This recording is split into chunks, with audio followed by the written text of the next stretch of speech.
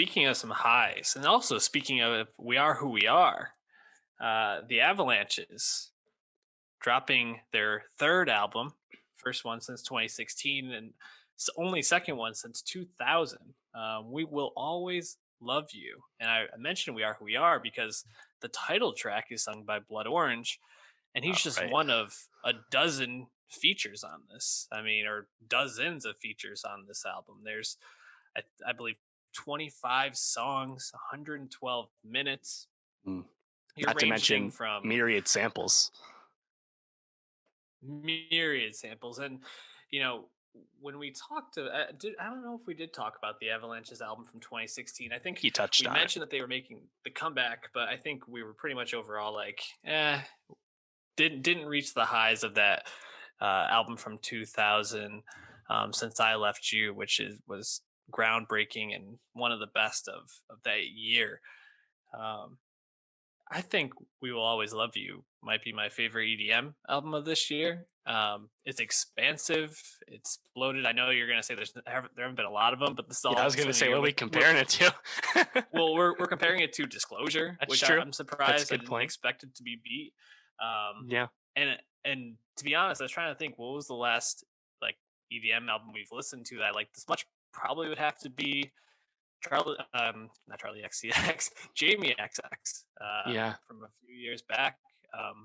This is It was a while ago now. expansive Yeah. and weird and experimental, but I thought it really worked. And I think what I liked most about this was listening to it. It kind of felt like I was at an EDM show with the way that the songs kind of ebbed and flowed, brought the energy up, brought it back down.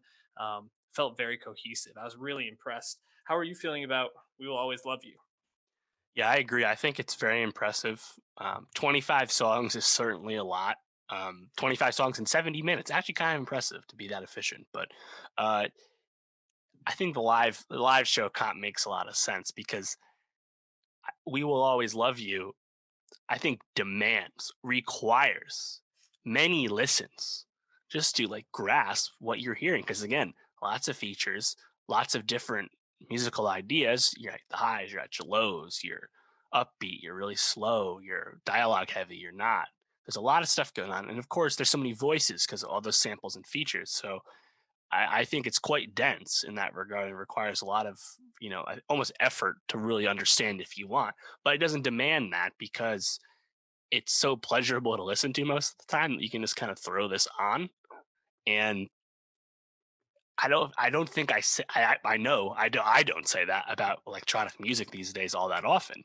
Um, because I just don't hear this type of care all that often, apart from like Disclosure, who we often associate with choice and impactful features and samples and ideas like that, and maybe Flume to a lesser extent. I really don't Yeah. know who I even throw into this kind of bag. You know what I honestly thought of? The music isn't actually that similar, but just the flow of the album reminded me a lot of like how Daft Punk albums function, where Yeah. it's just grand sweeping thing. Maybe even Swedish House Mafia makes sense here too. Like Yeah. it's this grand sweeping thing. It goes up and down, but it's like almost orchestral in its vibe. Mhm. And yeah, I mean, I still would like to spend a lot more time with this, but I think it's quite impressive. And from what I remember about that 2016 comeback album, that almost felt more bloated because there was less space and there's a lot of guests and stuff. Again, this one there's a lot of guests, but it seems to make more sense, and it seems like Mhm. there's room for all this. So I Yeah. liked it a lot. It's all kind of centered around this like concept running through it of like a goodbye message, kind of to like I don't know, human existence at the beginning of it, and then it ends with like this like Morse code shout out to space in the last track of like sending human information. And I think it kind of goes in and out of some ideas around that.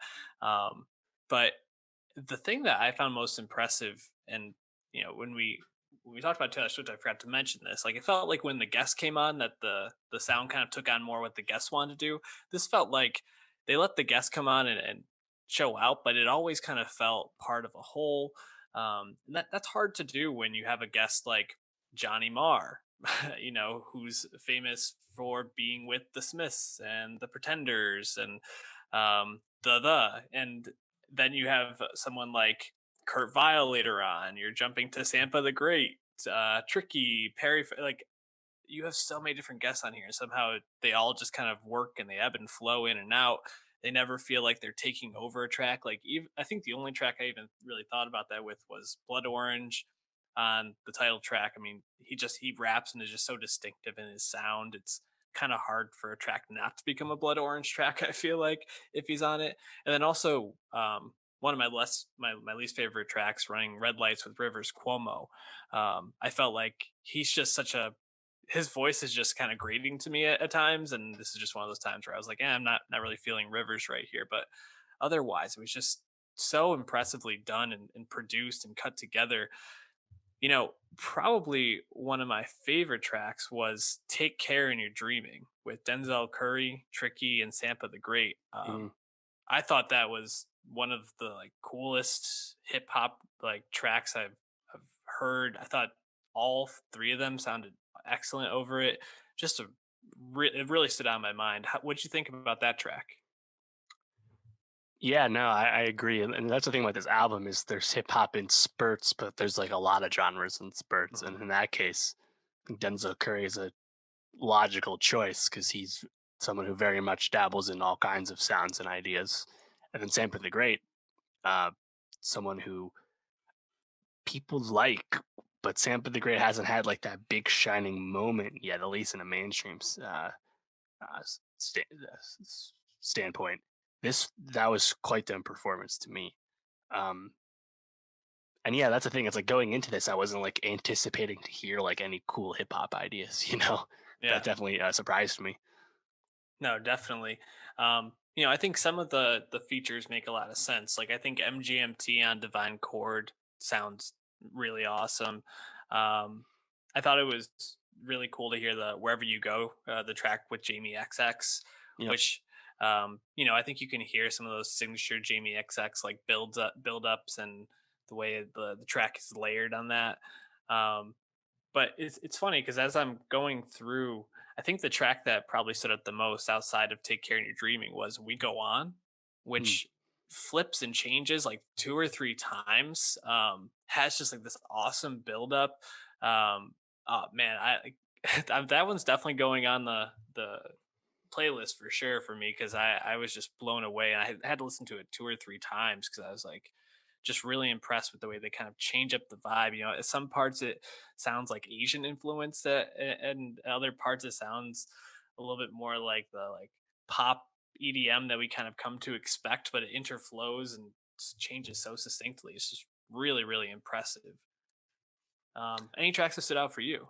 Yeah, my favorite song would be "Music Makes Me High." I think that's just a banger. Mm, yeah. That that that uh that song is go. That song goes. That song's really dope. Hmm. Yeah. Great No. sample again.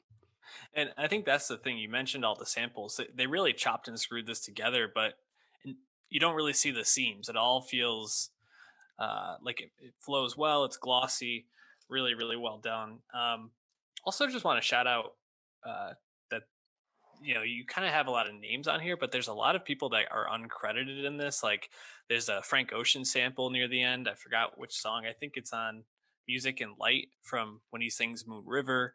Wayne Coyne shows up on the track Gold Sky where Kurt Vile sings and Wayne Coyne sings the closing. Like there's a lot to get through here. So like you mentioned, definitely give it a few listens because it's too much to go through just one time.